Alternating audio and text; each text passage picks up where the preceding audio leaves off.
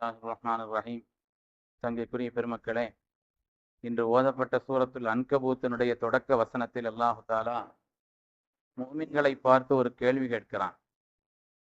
இந்த குர்ஆனுக்கு முத்தக்கல்லிம் என்று ஒரு பெயர், பேசக்கூடியது என்று பெயர். குர்ஆன் மனிதர்களோடு பேசும், பல கோணங்களில் பேசும். இது பல கோணங்களிலே இந்த குர்ஆன் என்பது பேசும். உபதேசமாக பேசும், ஆர்வமூட்டக்கூடிய நிலையில் பேசும், எச்சரிக்கை செய்யக்கூடிய நிலையில் பேசும், கேள்வி கேட்பதாய் பேசும். இந்த வசனத்தில் அல்லாஹு தாலா கேள்வி கேட்கிறான். அஹஸிபன்னாஸு அன் யுத்ரகு அன் யகூலு ஆமன்னா வஹும் லா யுஃப்தனூன். மூமின்களே, ஈமான் கொண்டு விட்டோம் என்ற காரணத்தினால் வாழ்க்கையில் எந்த சோதனையும் உங்களுக்கு வரக்கூடாது அல்லது சோதிக்கப்பட மாட்டோம் என்று எண்ணிக்கொண்டீர்களா என்று அல்லாஹ் கேட்கிறான். இன்னைக்கு நாம பல பேர் அப்படித்தான் சொல்றோம். நாம அல்லாஹ் அல்லான்னு சொல்றோம், நமக்கு இவ்வளவு கஷ்டம் வருதேன்னு நினைக்கிறோம். அல்லாஹ் கேட்கிறான், ஆமன்னா என்று சொன்ன காரணத்தினாலே எந்த சோதனையும் வரக்கூடாது என்று கருதி கொண்டீர்களா? வலக்கது ஃபதன்னல்லதீன மின் கப்லிஹிம், உங்களுக்கு முன்னால் உள்ளவர்களுக்கு நாம் பலவிதமான சோதனைகளை கொடுத்தோம். வலயஅலமன்னல்லாஹு அல்லதீன ஸதகு வலயஅலமன்னல் காதிபீன், உங்களில் உண்மையாளர்கள் யார், பொய்யர்கள் யார் என்று விளங்குவதற்காக. அல்லாஹ்வுக்கு தெரியாதா? அல்லாஹ்வுக்கு எல்லாம் தெரியும். ஆனால் இது சோதனையின் உலகம். இது சோதனையினுடைய உலகம் என்ற காரணத்தினாலே மனிதர்கள், நீ அப்படி என்னை விட்டிருந்தால் நான் செய்திருப்பேன் என்று சொல்வார்கள். அதனால் அல்லாஹு தஆலா சோதிப்பதற்காக அப்படி விடுகிறார். பெருமக்களே, அதனால இந்த உலகத்திலே முஃமின்களாக இருக்கின்ற காரணத்தினாலே எந்த சோதனையும் வரக்கூடாது என்று கருதி கொள்ளக்கூடாது. நம்முடைய முன்னோர்களான சாலிஹீன்கள், இன்னும் சொல்ல போனால் சங்கைக்குரிய நபிமார்கள் தான் உலகத்தில் மிக மிக அதிகமாக சோதிக்கப்பட்டவர்கள். மிக அதிகம் சோதிக்கப்பட்டவர்கள் நபிமார்கள். அதனாலே ஈமான் கொண்டு விட்டோம் என்ற காரணத்தினால் சோதிக்கப்பட மாட்டோம் என்று கருதக்கூடாது என்று அல்லாஹு தஆலா இந்த இடத்தில் கேள்விக்குறியின் வழியாக நமக்கு சொல்லித் தருகிறார். அருமையான பெருமக்களே, வாழ்க்கையில உயர்வுங்கிறது இந்த சோதனையை கொண்டுதான். வாழ்க்கையில ஒரு மனிதனுக்கு உயர்வு என்பது சிலவிதமான படிப்பினைகள் என்பது, சிலவிதமான அனுபவங்கள் என்பது, அவனுடைய வாழ்க்கையில் சில விதமான மேன்மைகள்.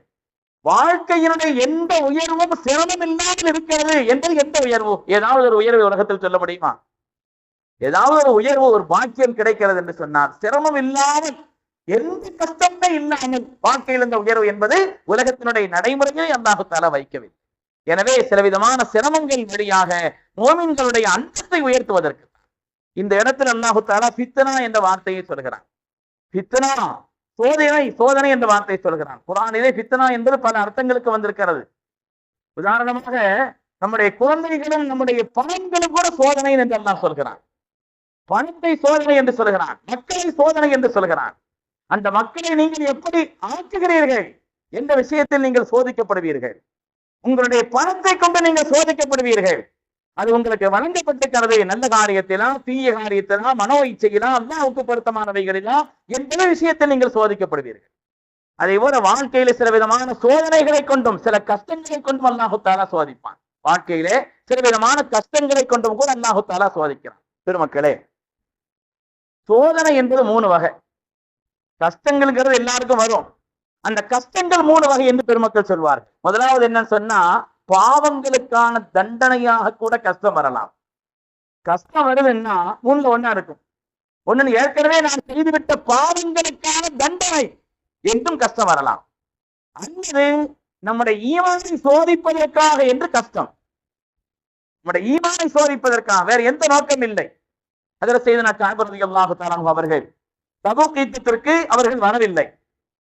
சரி, இந்த போயிடலாம், நம்மள்ட்ட வேகமா போகக்கூடிய குதிரை இருக்குது, எல்லாரும் போட்டுமே போய் சேர்ந்துடலாம் நினைச்சாங்க. தவிர்க்க வேண்டும், போகாமல் இருக்க வேண்டும் என்ற நிலையில இல்லை. உங்களை போகட்டு, வேகமா போகக்கூடிய குதிரை இருக்குது அப்படின்னு நினைச்சாங்க. கடைசியில சில காரணங்களால் போக முடியாமல் ஆகிடுச்சு. ஸல்லல்லாஹு அலைஹி வஸல்லம் திரும்ப வந்த உடனே கேட்டாங்க. யுத்தத்திற்கு வராதவர்களுக்கு காரணம் கேட்டார்கள். முனாஃபிக்குகள் பொய்யான காரணம் சொன்னார்கள். எல்லாரையும் சொல்லாங்க, சரி சரின்னு போச்சு விட்டாங்க. கஅப் ரலியல்லாஹு சொன்னாங்க, நாயகமே, நீங்கள் அல்லாஹ்வுடைய வேற யாராவது ஒண்ணு இருந்தா நான் பேச்சில கெட்டிக்காரன், எப்படியாவது நான் வளைச்சு பொய் ஏதாவது சொல்லிடுவேன். ஆனா நீங்க நபி, அல்லாஹ்வுடைய நபி அல்லவா, எனவே நான் எந்த பொய்யும் சொல்ல விரும்பவில்லை. நான் உண்மையிலே எந்த காரணம், பொருத்தமான காரணம் இல்லாமல் நான் வராமல் இருந்து விட்டேன்னு சொன்னாங்க. கஅப் ரலியல்லாஹு சொன்னாங்க. ஸல்லல்லாஹு அலைஹி வஸல்லம் சொன்னாங்க, இனிமேல் கஅபோடும் வராமல் இருந்த இன்னும் 2 பேர், முராரா, ஹிலால் ரலியல்லாஹு அன்ஹுமா, ஸல்லல்லாஹு அலைஹி வஸல்லம் உத்தரவு போட்டாங்க, யாருமே சலாம் சொல்லக்கூடாதுன்ட்டாங்க. சலாம் சொல்லக்கூடாது. ஒரு நாள் அல்ல, 2 நாள் அல்ல, கிட்டத்தட்ட 40 நாட்களுக்கு மேல் பழகியவர்கள், பார்த்தவர்கள், உறவினர்கள், நண்பர்கள், ரொம்ப நெருக்கமானவர்கள் யாரும் சலாம் இல்லைன்னா என்ன ஆயிரும்? தற்செயலா சலாம் சொல்லாம இருந்தா வேற விஷயம். சலாம் சொல்ல வேண்டிய நினைச்சாலே கவனம் வந்துடும். பக்கத்துல போய் முன்னால் நின்று சொல்லுவாங்களாம், பின்னால் நின்று சொல்லுவாங்களாம், அந்த பக்கமா வருவாங்களாம். எப்படி சலாம் யாரும் பதில் சொல்ல மாட்டார். இவங்களுக்கு உயிருக்கு உயிரான நண்பர், அவருடைய சொந்தக்காரரும் கூட. ஒரு நாள் சூரிய ஏறி குதிச்சு அவங்கள்ட்ட போய் அஸ்ஸலாமு அலைக்கும் சொன்னாங்களாம், பதில் சொல்லலையா. உங்களுக்கு தெரியாதா நான் மோமீன் என்று உங்களுக்கு தெரியாதான்னு கேட்டாங்களாம். அல்லாஹு ரசூல், எனக்கு என்ன தெரியும், அல்லாஹ்வுக்கு ரசூலுக்கு என்ன தெரியும் பதில். துடித்து போய் விட்டார் அதற்கு. பெருமக்களே, இந்த நேரத்தில் இன்னொரு சோதனை. என் ரப்பு எனக்கு வழங்கிய சோதனை என்னவானா, அவங்க கவலைக்கிட்ட இல்லை. என்ன கவலைன்னா, இந்த நேரத்தில் எனக்கு மகிழ்ச்சி வைத்து விட்டார், எனக்கு தொழில் மாட்டார்களே நினைச்சான். அந்த கவலை தான், வேற எந்த கவலையும் இல்லை. இந்த நேரத்தில் நான் மௌத்தாகிவிட்டால் சுருள தொழு வைக்காம நான் அடக்கப்பட்டா என்ன ஆயிரும் அப்படின்னு நினைச்சான். இந்த நேரத்தில் இன்னொரு சோதனை வருகிறது. ரஸ்ஸான் நாட்டிலே மன்னர் அழகான ஒரு நிலையிலே கருவு எழுதுகிறார். உயர்ந்த துணியிலே முகமது ஸல்லல்லாஹு அலைஹி வஸல்லம் வேதனைப்படுத்துவதாக கேள்விப்படுகிறோம். எங்கள் நாட்டிற்கு வந்தால் உங்களுக்கு உயர்விய பதவியும் அந்தஸ்தையும் தருவோம் என்று எழுது. அங்கே ஷாம் நாட்டை சார்ந்த ஒரு ஆள் வந்து விசாரிக்கிறார். இதுல காபு யாருன்னு மதீனாவுடைய கடை வீதியில விசாரிக்கிறார். காபுல்லானே சொல்றாங்க இந்த செய்தியை. எல்லாரும் கை காட்டுறாங்க. சலாம் கூட சொல்ல மாட்டாங்களே, அதனால கை காட்டுறாங்க. போனா ஒரு நாட்டு மன்னரிடத்திலிருந்து கடிதம் வந்திருக்கிறது. ரஸ்ஸா நாட்டு மன்னர் கடிதம் எழுதி, அந்த கடிதத்தில் இப்படி செய்தியை பார்த்தவன், ஹாதா இப்திலா மினல்லா ரப்பே, இது என்ன சோதனை, இது என்ன சோதனை. அந்த கடிதம் உயர்வான ஒரு நிலையில் எழுதப்பட்டிருந்தது. பக்கத்திலே தீ எரிந்து கொண்டிருந்தது. அதை தூக்கி போட்டார். மயங்கவில்லை, அது மயங்கி போய்விடவில்லை.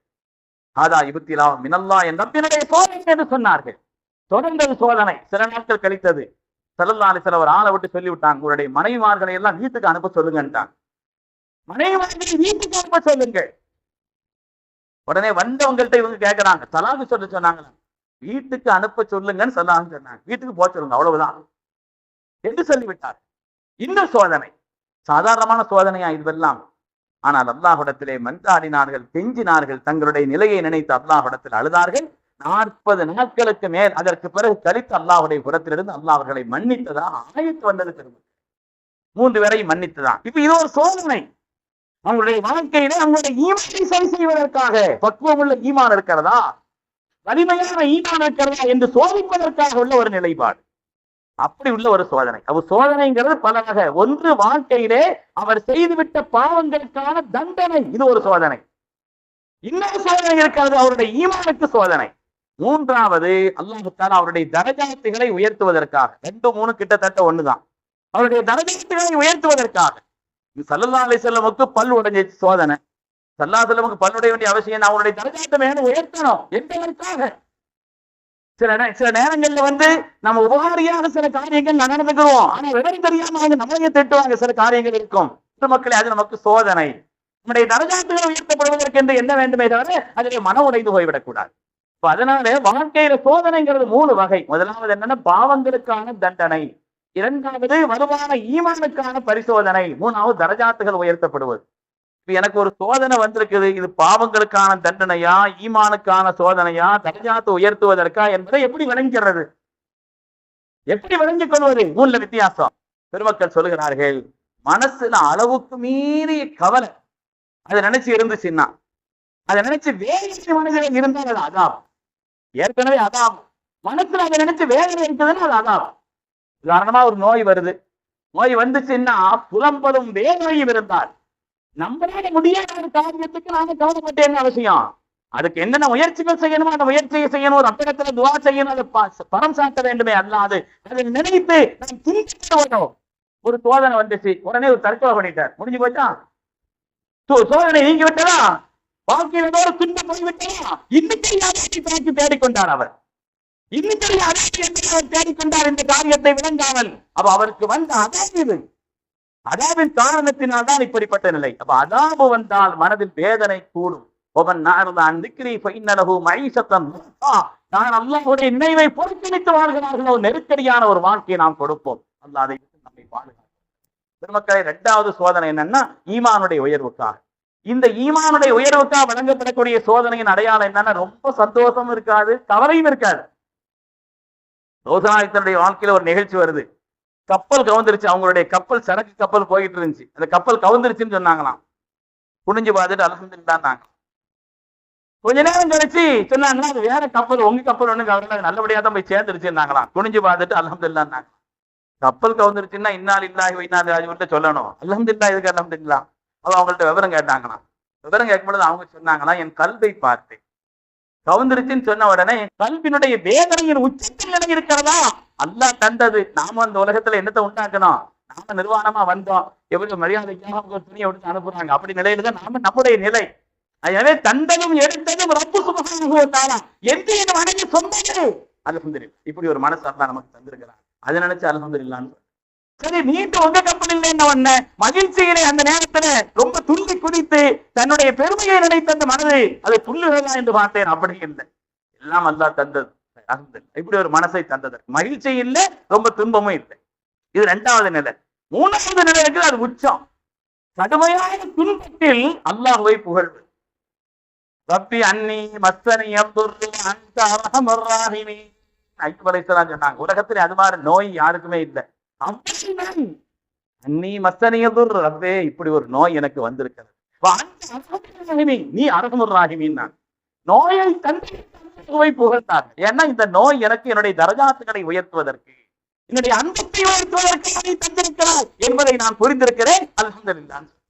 ஆகவே இந்த பித்தனாங்கிறது இந்த மூணு வகையாக இருக்கும் என்று பெருமக்கள் நமக்கு சொல்வார். சுமையான பெருமக்களே, ஹதீஸ்ல இன்னொரு செய்தி வருது. கண்மணி நாயகம் ஸல்லல்லாஹு சொல்றாங்க, ஒரு முக்கியமான செய்தி இது, கவனத்துல வைக்கணும். அல்லாஹ்வுடைய ரசூல் சொன்னாங்க, இன்னக்கும் உபுதுலீதும் பி ஃபித்னத்தில் ضراء فصبرتم. பைஹக்கில் ஹதீஸ் வருது. மக்களே, நீங்கள் சிரமங்கள் என்ற சோதனையை கண்டு சோதிக்கப்பட்டீர்கள், அதிலே சபர் செய்தீர்கள். சிரமங்கள் என்ற சோதனையை கொண்டு நீங்கள் சோதிக்கப்பட்டீர்கள், அதிலே சபர் செய்தீர்கள். ஆனால்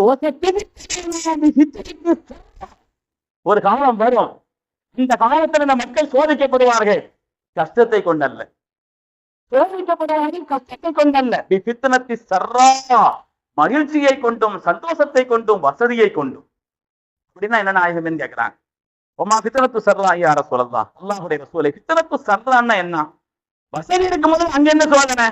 வாழ்க்கையில வளங்களும் வசதிகளும் இருக்குது, என்ன சோதனை கேட்கும்போது ஸல்லல்லாஹு அலைஹி வஸல்லம் பதில் சொன்னாங்க, இதா நபிசன் நிசாஉ அஸ்மல் யமன் வரீத ஷாம் ஃபஅத்பஹனி கனிய வ கன்னஃபனல் ஃபகீர மா யஜித்.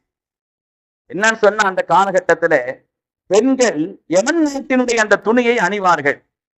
ரீத ஷாம், ஓடுகள் போட்ட பலவிதமான நிலையிலே உள்ள இந்த ஆடைகளில் கவனம் செலுத்துவார்கள். அந்த ஹதீஸினுடைய நிலையில சொல்றாங்க, பணக்காரர்களை பின்பற்றுவார்கள். ஒரு அதை செய்திருக்க முடியாது, அப்படி ஒரு நிலை ஏற்படும். இந்த ஹதீஸினுடைய விளக்கம் என்னன்னு சொன்னா, பெண்களிடத்துல மோகம் ஏற்பட்டும், துணியினுடைய மோகம். அந்த குறிப்பா ஸல்லல்லாஹு அலைஹி வஸல்லம் யமன் நாட்டினுடைய துணின்னு சொன்னாங்களே, அதுக்கு ஒரு அர்த்தம் என்னன்னா, வெளிநாட்டு பெண்களின் மீது மோகம் ஏற்பட்டு விடும் அர்த்தமா. இன்னொரு என்னன்னு சொன்னா, அந்த யமன் நாட்டு துணியை குறிப்பா ஸல்லல்லாஹு அலைஹி வஸல்லம் சொன்னதுக்கான காரணம் என்னன்னு, அதுல ஒரு சாயம் வருமா, அந்த சாயம் சரியா பிடிக்கணுமானா சிறுநீரகத்தை சேர்த்துதான் செய்யணுமா. அந்த சாயம் அப்படி ஒரு டிசைன் வைத்து வரணுமானா சிறுநீரகம் கலந்துதான் செய்ய வேண்டும்.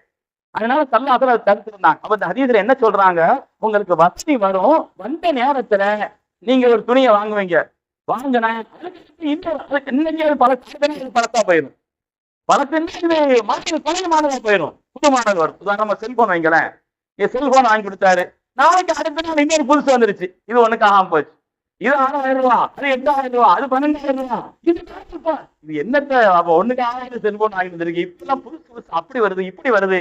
அப்ப நேற்று பணத்தை நீங்கள் பணத்தை கொண்டு சோதிக்கப்படுகிறீர்கள், பணத்தை சோதிக்கப்படுகிறீர்கள். வாழ்க்கையை வசதி உள்ளவர்களை பார்த்து இவர்கள் பின்பற்றுவார்கள். ஏழைகளால் அப்படி ஒரு வாழ்க்கையே வாழ முடியாது. ஸல்லல்லாஹு அலைஹி வஸல்லம் சொல்ற ஹதீஸினுடைய அர்த்தம் என்னன்னு சொன்னா, நடுத்தரமான மக்கள் தங்களுடைய வாழ்க்கையை ஒழுங்காக கொண்டு செலுத்த முடியாது, அப்படி ஒரு சோதனை. நடுத்தரமான மக்கள் இருக்கிறாங்களே, அவங்க தங்களுடைய வாழ்க்கையை ஒழுங்கை கொண்டு செலுத்த முடியாது. ஏனென்றால் இன்னைக்கு பாருங்க, ஆங்கிலத்தினுடைய மோதம், அதாவது ஆங்கில மக்களுடைய அந்த மேற்கத்து கலாச்சாரங்கள், அதனுடைய மோதம் எப்படி வந்து விட்டது. ஸல்லல்லாஹு அலைஹி வஸல்லம் சொன்னாங்க, நீங்க அந்த ஆங்கிலேயர்களை எந்த அளவுக்கு பின்பற்றுவீங்க தெரியுமா? தப்ப இறைக்கும் தாவனுமாம். ஸல்லல்லாஹு அலைஹி வஸல்லம் சொன்னாங்க, அவங்க ஒரு பொந்துக்குள்ளே நுழைஞ்சா நீங்க நுழைவீங்கன்னு சொன்னாங்க. ஒரு பொந்துக்குள்ளவே நுழைஞ்சு, ஏன் பொந்துக்குள்ள நுழைகிறான் அது பார்க்கவே மாட்டீங்க. அவன் ஏதாவது அவன் தான் உதவி நீங்க செய்வீங்க. பெருமக்களே, இன்னைக்கு உதாரணமா வந்து சொல்றதா சொல்லக்கூடாதான் தெரியல, பெண்கள் அணியக்கூடிய அவங்களுடைய ஹைது காலத்திலே பெண்கள் அணியக்கூடிய துணி அது எந்த துணியாக எந்த கம்பெனியாக இருக்கணுங்கிறத முடிவு பண்றது மேல்நாட்டுக்காரன். அப்பா இருந்து நம்ம அப்பா அணிஞ்சது கூட அவர் பழைய துணி, ஒரு கிழிஞ்ச துணியை வச்சுதான் அந்த காரியத்தை சரி பண்ணாங்க. இப்ப அதற்கு நிலை இருக்கிறத எந்த மாடல் அணியணும் இந்த பெண்கள் தங்களுடைய ஹைது காலத்தில் என்று முடிவு செய்கிறது ஒரு கூட்டம். அதுக்கான விளம்பரம், அதுக்கான நிலைப்பாடு, அதை போட்ட உடனே துள்ளி குதிக்கிற மாதிரி ஒரு நிலை, பொம்பளை அப்படி நிலை இப்படி நிலை போட்ட உடனே இவங்க ஆஹா அந்த பழைய துணியை போற தூரத்துக்கு போட்டுட்டு புதுசு புதுசா அப்படிப்பட்ட மாடலை அந்த ஹைது காலத்தில் எதை அணிய வேண்டும் என்பதை கூட ஒரு கூட்டம். இது மாதிரி நம்முடைய ஒவ்வொரு காரியங்களையும் நீங்க எப்படி முடிவு வைக்கணும், அவங்க முடிவு பண்றாங்க முடிவு வைக்கிறாங்க. நீங்க எப்படி ட்ரெஸ் போடணும், ஒரு கூட்டம் முடிவு பண்ணி அது மாதிரி நீங்க ட்ரெஸ் போடுறாங்க. எதிர் பேஷன் போடுறது ஒரு காலத்துல பேஷன், அப்புறம் ரெண்டு இறுக்கமா போடுறது அது ஒரு காலத்துல பேஷன், இப்ப எண்ணத்தையும் வெளியே தெரியுற மாதிரி போடுறது அது ஒரு பேஷன். இந்த பேஷனை முடிவு பண்றது யாரு? செல்லாம் ஜனங்க அவங்க பொண்ணு நீங்களும் படைக்கும். அதே மாதிரி உணவு, கல்வியிலே, உடையிலே, உணவிலே, கலாச்சாரத்திலே, நம்முடைய செயல்பாடுகளிலே, நம்முடைய ஒவ்வொரு எண்ணங்களிலும் மிகைக்க ஒரு நிலை வந்திருக்கிறதா இல்லையா? உணவு சாதாரணமா எந்த உணவுகள் சாப்பிட்டா நமக்கு சத்துள்ள பொருள்களாக இருக்கும் அதெல்லாம் தூரத்துக்கு வச்சுட்டு இதை சாப்பிட்ட உடனே அப்படியே பெருக்கிற மாதிரி ஒரு காட்சியை போடுறது, அப்படியே நீங்க பெருக்கிற மாதிரி ஒரு காட்சி போட்டுட்டு பாருங்க அவன் ரொம்ப மோசமா இருந்தான், அவன் அப்படி மாதிரி இருந்தான், இதை சாப்பிட்ட உடனே நல்ல இதாயிட்டான். இந்த கோழி இருக்குது இல்லையா, அந்த நாட்டு கோழிக்கும் இன்னொரு கோழிக்கும் அது என்ன கோழி? லகான் கோழி. லகான் கோழி தம் பெருசா இருக்குது, என்ன உண்மை? அதனால இது மெலிந்திருக்கிறது இந்த காரணத்தினால் அதனுடைய சத்து போய் விட்டதா? இதனுடைய நிலைப்பாடு சில பொருள்களை சாப்பிட்ட காரணத்தினால அப்படி தொம்மல் பொறுக்கிறார் இவரு வந்து இந்த லகான் கோழி மாதிரி. அப்படி வந்தவங்க சரியாகுமா? இவருடைய உணவிலே, இவருடைய கலாச்சாரத்தில், இவருடைய சரலாசரன் சொன்னாங்க, பித்தனத்து சர்ராவை கொண்டு அல்லாஹ் உங்களை சோதிப்பான். பித்தனத்து நல்லா இருக்கிற கஷ்ட காலத்துல உள்ள சோதனையில் நீங்க தப்பிச்சிருவீங்க, அதுல தப்பிக்க முடியாதுன்னு நடிக்கிற மக்கள் பாதிக்கப்பட்டு போய் நிற்பார்கள். என்ன செய்ய வேண்டும் என்று தெரியாமல் கல்வி செய்து நிற்பார்கள். அப்படி ஒரு காலம் வரும். கண்மணி முஹம்மது ரசூலுல்லாஹி ஸல்லல்லாஹு அலைஹி வஸல்லம் எந்த அளவுக்கு ஸல்லல்லாஹு சொல்றாங்க தெரியுமா? லன் தனில் மஈஷத்த இல்லா பி மஅசியத்தில்லாஹ். அந்த நேரத்துல உங்க குடும்ப வாழ்க்கையை ஒழுங்கா கொண்டு செல்லணுமானா பாவத்தை செய்யாமல் முடியாதுன்னா, செய்யாமல் உங்களுடைய குடும்ப வாழ்க்கையை அதே சம்பாத்தியத்துல கொண்டு போவே முடியாது. அவன் அதை கேட்கிறான், இவன் இதை கேட்கிறான், அதை கேட்கிறான். ஒரு ட்ரெஸ் எடுத்தா சட்டைக்கு 4000 வாங்குறான், அப்படி துணி வாங்குறோங்கிறா, இப்படி துணி வாங்குறோங்கிறா. நீங்க அதே சம்பாத்தியத்தை கொண்டு எப்படி இப்படி பொருள்களை வாங்க முடியும்? இந்த சர்ராவை கொண்டு சோதிக்கப்படுவீர்கள். அப்படி சோதிக்கப்படும் பொழுது என்ன நடக்கும் தெரியுமா? லம் தனில் மஈஷத்த இல்லா பி மஅசியத்தில்லாஹ். ஹராமான காரியத்தை செய்யாமல், அல்லாஹ்வுக்கு மாற்றம் செய்யாமல் நீங்கள் அப்படி ஒரு வாழ்க்கையை வாழ இயலாது என்ற காரணத்தினாலே நிர்பந்தத்திலே அதிலே போவீர்கள். அந்த நேரத்துல தப்பிக்கிறவங்க அல்லாஹ்வுடைய பேரருள் பெற்றவர்கள் என்று உண்மையான பெருமக்களே. எனவே பித்னா என்பது ஒரு காலத்தில் கஷ்டத்தின் அடிப்படையில் இருந்தது. இந்த ஸல்லல்லாஹு அலைஹி வஸல்லம் சொல்லக்கூடிய அந்த வாக்கின்படி பார்த்தால் நடித்த மக்களை எல்லாம் பாதிப்பில் ஆட்டக்கூடிய இயல்பான உங்களுடைய வாழ்க்கை வாழ முடியாத நிலைப்பாட்டை ஒரு விளம்பரம் போடுறாங்க. சின்ன புள்ள முதல் விளம்பரத்துல சொல்லிட்டாங்க, இந்த ஆயில் ஃபர்ஸ்ட் நம்பர்னு சொன்னா எல்லா ஆயிலையும் தூக்கி தூரத்துக்கு போட்டார். என்ன அவங்க சொல்லிட்டாங்க, பெரிய நடிகர் சொல்லிட்டார் அவர் வந்து. எனவே அது அதனுடைய பதாயிலு கசீரா மதாயுல் ஆகப்ஸா, அது எவ்வளவு மேன்மையானதுன்னு சொல்லி அவங்க சொல்லிட்டாங்க. வாயிலிருந்து அமுத மொழி உச்சரிச்சுட்டாங்க. அதனால அதைத்தான் வாங்க. ஒரு சின்ன பிள்ளை இதை சாப்பிட்ட உடனே அப்படி வர்ற மாதிரி ஒரு காட்சியை காமிச்ச உடனே அது அப்பா இதுல வருது, ரொம்ப அழகா இருக்கும். அது இது அதனுடைய பதாயில சொல்லு. நம்முடைய உணவு முதல் கலாச்சாரம் வரை, நம்முடைய உணவு முதல் நம்முடைய ஒவ்வொரு வரை ஒவ்வொன்றா சொன்னாங்க. ஒரு காலம் வரும், நீங்க என்ன செய்வீங்கன்னா அந்த இமை முடி இருக்குது இல்லையா, சபிக்கப்பட்டவர்கள் சொன்னாங்க, அதை கூட சீர் செய்வாங்க, பல்லை உரசுவாங்க. அங்க இருந்து கீழே மேல உரசுறது, அங்க சில ரப்பங்களை வைத்து ரசூல் சொன்னாங்க, சில ரப்பங்களை வைத்து பல்லை உரசி அதான் பேசன்னு ஆக்குவாங்க. அது மாதிரி நம்முடைய முடிகளை எது கலாச்சாரம், முடியினுடைய நிலைப்பாடு என்ன, எப்படி அணையணும், ட்ரெஸ் போடுறாங்க.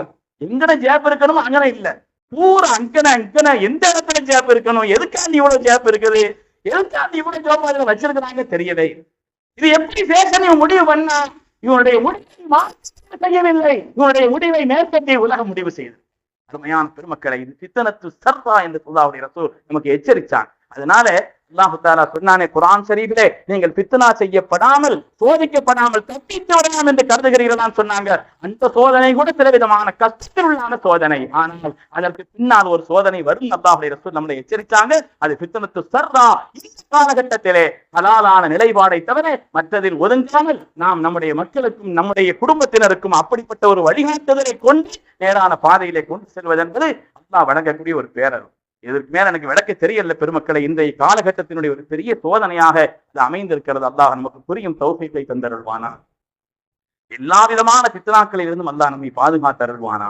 அல்லாஹ் தஆலா தன்னுடைய பேரருளை கொண்டு நம்மை நேரான பாதையில் நடத்தாட்டுவானா. ஹலாலான சம்பாத்தியத்தை அல்லாஹ் நமக்கு விசாரமாக்கி தருவானா. ஹராமான எல்லா ரிஸ்கை விட்டும் அல்லாஹ் தஆலா நம்மை பாதுகாத்தருள்வானா. அவனுடைய பாதுகாப்பிலும் அவனுடைய பராமரிப்பிலும் அவனுடைய பொறுப்பிலும் அல்லாஹ் நம்மை தேர்ந்தெடுத்துக் கொள்வானாக. துன்யா ஆகிராவுடைய காரியங்கள் அனைத்தையும் அல்லாஹ் வெற்றிக்குரியதாக ஆக்கி அருள்வானாக. ஆமீன் ஆமீன் யா ரப்பல் ஆலமீன். வ ஆகிரு தஅவானா அல்ஹம்துலில்லாஹி.